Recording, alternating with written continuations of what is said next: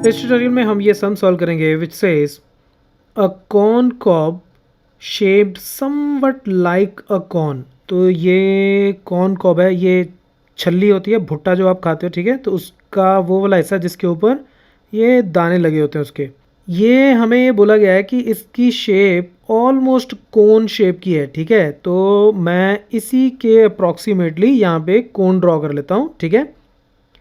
Has the radius of its broadest and.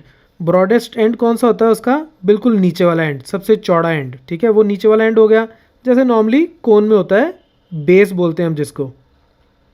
As 2.1 centimetre. तो इसका radius जो है, ये जो ब्रॉडेस्ट एंड है सबसे नीचे वाला यानी कि ये वाला, इसका रेडियस हमें 2.1 सेंटीमीटर दिया गया है, यानी कि बेस रेडियस इसका जो है, ये क्या हो गया इसका बेस रेडियस। तो बेस रेडियस हमें 2.1 सेंटीमीटर गिवन है। And length that means height as 20 centimetres. तो ये इसकी हाइट हो गई, ठीक है। यहाँ से लेके बीच वाले पॉइंट को अगर मैं ज्वाइन करूँ तो हाइट कितनी गिवन है? 20 centimetres. If each 1 centimetre square of the surface of the cob carries an average of 4 grains. ये 1 सेंटीमीटर स्क्वायर का मतलब क्या है? इसका मतलब है एरिया। सेंटीमीटर स्क्वायर एरिया के यूनिट होते हैं। तो उसका कहने का मतलब है कि अगर जैसे आप यूँ मान लो कि ये कुछ भी, कोई भी एक एरिया है जिसकी लेंथ है 1 सेंटीमीटर और ब्रेड्थ भी है 1 सेंटीमीटर, ठीक है। तो ये एरिया कितना हो जाएगा? 1 सेंटीमीटर स्क्वायर। तो वो ये कहता है कि if each 1 centimetre square of the surface of the cob carries an average of 4 grains. वो कहता है कि इतना एरिया इस छल्ली के ऊपर, इस भुट्टे के ऊपर, इतना area on an average 4 grains, उसमें 4 दाने, यानी कि ये जो दाने हैं 4 होते हैं 1 सेंटीमीटर स्क्वायर के अंदर। Find how many grains you would find on the entire cob. तो पूछ रहा है कि आप ये बताओ कि इसके ऊपर टोटल कितने दाने लगे होंगे, टोटल कितने ग्रेन्स होंगे। तो हमें क्या करना पड़ेगा? इसका सरफेस एरिया निकालना पड़ेगा, और वो भी कौन सा? सिर्फ कर्व्ड सरफेस एरिया, क्योंकि ग्रेन्स जो हैं वो सिर्फ इसके साइड्स पे ही लगे होते हैं, इसके बेस पे नहीं लगे होते, राइट। ये नीचे वाले पोर्शन पे, यहाँ पे ग्रेन्स नहीं होते। तो सीधी सी बात है, हमने इसका कर्व्ड सरफेस एरिया निकालना है और उसके बेस पे हम इस सम को सॉल्व करेंगे। So let's do that. तो अब हम इस फिगर की जगह इस वाली फिगर को रेफर करेंगे, ठीक है। तो अब ये मेरे पास एक तरह से कोन आ गई, ठीक है। कॉर्न कोब एक्चुअली कोन शेप का है, तो ये कोन हो गई। तो कोन का मुझे क्या निकालना है? Curved surface area. और वो कितना होता है? वो होता है पाई आर एल। एल क्या होता है इसमें? एल होती है ये स्लांट हाइट, ये साइड वाली, ठीक है। ये हाइट, ये जो स्लांट हाइट होती है इसको हम एल बोलते हैं। और ये मेरा हो गया रेडियस। जैसे ये टॉप से मैं अगर किसी भी पॉइंट को ज्वाइन करूं तो वो जो लेंथ आती है उसको हम बोलते हैं उसकी स्लांट हाइट। और इसके नीचे जो सरफेस होता है वो एक सर्कल होता है, और सर्कल का जो रेडियस होता है ये रेडियस एक्चुअली इसका बेस रेडियस होता है। एल हमें कितना गिवन है? एल हमें गिवन नहीं है, हमें सिर्फ क्या गिवन है? इसकी हाइट। और हाइट हमें कितनी गिवन है? 20 सेंटीमीटर्स, ठीक है। तो एल हमें फाइंड आउट करना है। एच हमें गिवन है इसकी हाइट 20 सेंटीमीटर्स, और साथ में बेस रेडियस गिवन है, वो कितना है? 2.1 सेंटीमीटर्स, 2.1 सेंटीमीटर्स।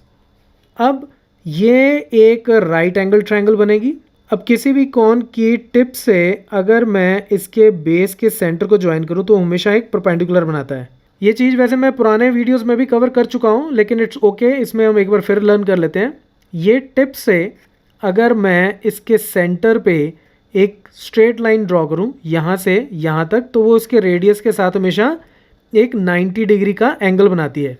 तो अगर आप इसको ऐसे देखो, बिल्कुल मैं इसको यूँ ज्वाइन कर देता हूँ, तो ये L, ये R, और इस पॉइंट से इसको अगर मैं ज्वाइन करूँगा तो ये एक मेरी राइट एंगल ट्रायंगल बन जाएगी। सो इसको अगर इस पॉइंट को मैं O बोल दूँ, इसको A, और इस पॉइंट को मैं B बोल देता हूँ, then AOB is a right angled triangle.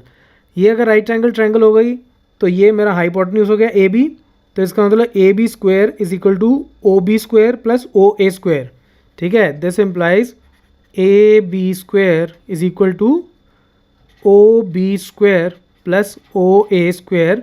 क्यों? Because of Pythagoras theorem. So this implies A B square कितना है? L square is equal to O B square कितना है? ओ बी मेरा ये रेडियस हो गया यानी कि 2.1 का square plus O A square height का स्क्वायर, वो कितना हो गया?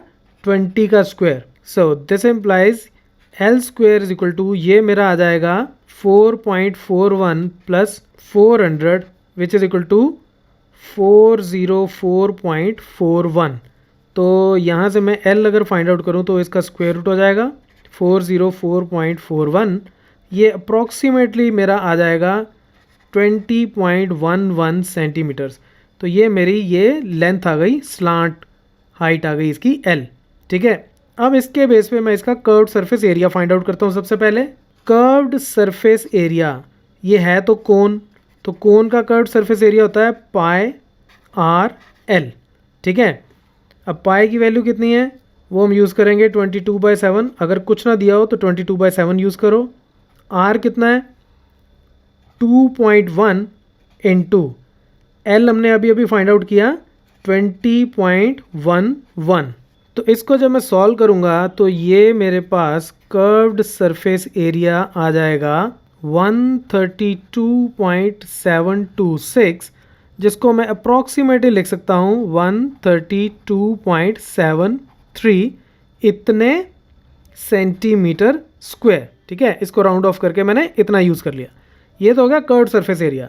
अब हम बात करते हैं कि 1 सेंटीमीटर स्क्वायर में कितने ग्रेन्स हैं। उसने हमें बताया हुआ है कि 4 ग्रेन्स आते हैं 1 सेंटीमीटर स्क्वायर में, ठीक है। ये 1 सेंटीमीटर स्क्वायर में 4 ग्रेन्स आते हैं, 4 ग्रेन्स, ओके। अब हमें इतने सेंटीमीटर स्क्वायर में कितने ग्रेन्स हैं वो फाइंड आउट करना है, और बड़ा सिंपल सा है कि 132.73 सेंटीमीटर स्क्वायर में कितने ग्रेन्स हो जाएंगे? जितने एक में हैं उसको इतने से मल्टीप्लाई कर दो। एक में कितने हैं? 4, तो इसमें कितने हो जाएंगे? 132.73 से इसको मल्टीप्लाई कर देते हैं तो ये कितना हो जाएगा? ये आएगा आपका ऑलमोस्ट 530.92। अब ग्रेन्स जो हैं वो डेसिमल में तो हो नहीं सकते, वो तो कोई ना कोई एक पॉजिटिव इंटीजर ही होगा, राइट। यहाँ 4 ग्रेन्स होंगे, यहाँ 5 ग्रेन्स होंगे, 4.5 ग्रेन्स तो कहीं नहीं हो सकते ना। तो इसको आप राउंड फिगर कर लो तो it is close to 531 grains. तो इसका मतलब इतने ग्रेन्स होंगे, that is the answer. So that's it from this tutorial. Keep watching Mathemafia.